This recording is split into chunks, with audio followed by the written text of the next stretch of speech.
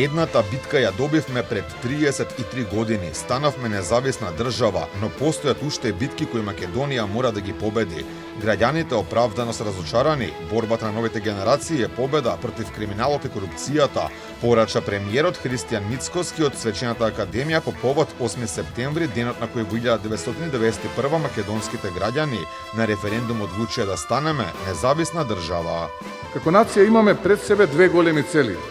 Првата мораме да го победиме разочарувањето кај секој еден човек кој е напластено од сите претходни порази и неуспеси. Втората е уште поголема цел, а тоа е да го сузбиеме криминалот и корупцијата метастазирана во сите делови од општеството. Денес голем дел од луѓето сосема оправдано се разочарани од многу работи.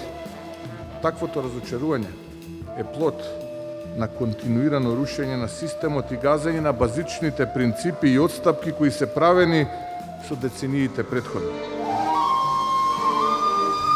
Мицкоски порача дека Македонија во својата независност доживеа многу предавства и понижувања, вели дека тоа што ни го сервирале политичките лидери во минативе 3 децении веќе нема да се повтори. Во изминатите 33 години се соочивме и со многу предавства од страна на неодговорни политички лидери кои ги продаваа нашите национални интереси. Денес сме тука да се увериме дека тоа никогаш повеќе нема да се повтори. Имаме своји национални интереси и тие интереси ќе бидат заштитени по секоја цена.